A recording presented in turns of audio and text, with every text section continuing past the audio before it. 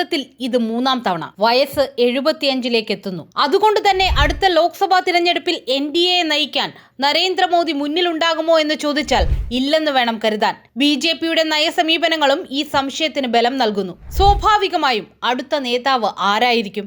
ഈ ചോദ്യത്തിന് ഉത്തരം തേടി India today the mood off nation സർവേയിൽ മോദിയുടെ പിൻഗാമിയായി മുന്നിലെത്തിയ നേതാക്കളിൽ പ്രധാനി അമിത് ഷാ തന്നെ. മോദിക്ക് ശേഷം അമിത് ഷായാകും BJPയുടെ പ്രധാനമന്ത്രി സ്ഥാനാർത്ഥി എന്നാണ് സർവേ പറയുന്നത്. മോദിക്ക് പകരക്കാരനാവാൻ അമിത് ഷാ മാത്രമാണ് യോഗ്യനെന്ന് കരുതുന്നവർ 25% പേരാണ്. അമിത് ഷാ മുന്നിലെത്തിയെങ്കിലും പക്ഷെ മുൻ സർവേകളെ അപേക്ഷിച്ച് അദ്ദേഹത്തിന്റെ ജനസമ്മതി കാര്യമായി ഇടിഞ്ഞിട്ടുണ്ട്. വളരെ നാളുകളായി മോദിയുടെ പിൻഗാമി എന്ന നിലയിൽ വാർത്തകളിലും BJP അനുഭാവികളുടെയും മനസ്സിൽ ഇടം പിടിച്ചിരുന്ന ഉത്തർപ്രദേശ് മുഖ്യമന്ത്രി യോഗി ആദിത്യനാഥ് ഈ സർവേയിൽ 2ാം സ്ഥാനത്താണ്. 19% പേരാണ് യോഗി പ്രധാനമന്ത്രിയാകണമെന്ന് ആഗ്രഹിക്കുന്നവർ. 3ാം സ്ഥാനത്തെത്തിയ നിതിൻ ഗഡ്കരിക്ക് ലഭിച്ചിരിക്കുന്നത് 13% വോട്ടുകളാണ്. 5% വീതം വോട്ടുകൾ നേടി പ്രതിരോധ മന്ത്രി രാജ്നാഥ് സിംഗും കൃഷി മന്ത്രി ശിവരാജ് സിംഗ് ചൗഹാനും തൊട്ടു പിന്നിലുണ്ട്. സർവേയിൽ ദക്ഷിണേന്ത്യയിലാണ് അമിത്ഷായ്ക്ക് ഏറ്റവും കൂടുതൽ പിന്തുണ ലഭിച്ചിരിക്കുന്നത്. ദക്ഷിണേന്ത്യയിലെ സർവേയിൽ 31% വോട്ടുകളാണ് അമിത്ഷാ നേടിയത്.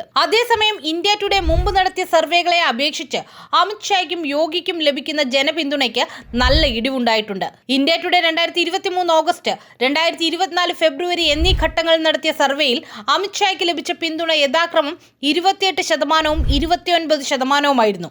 ഇത്തവണ അത് 25% ഇടിഞ്ഞു. യോഗി ആദിത്യനാഥിന്റെ 2023 പിന്തുണ 25%, ഈ വർഷം ഫെബ്രുവരിയിൽ 24%. എന്നാൽ ഇത്തവണ അത് 19% കൂപ്പുകുത്തി. അതേസമയം മുൻ സർവേകളെ അപേക്ഷിച്ച് ശിവരാജ് സിംഗ് ചൗഹാന് പിന്തുണ കാര്യമായി കൂടിയിട്ടുണ്ട്. നേരത്തെയുള്ള സർവേകളിൽ 2.9% മാത്രമായിരുന്നു അദ്ദേഹത്തെ അനുകൂലിച്ചിരുന്നവർ.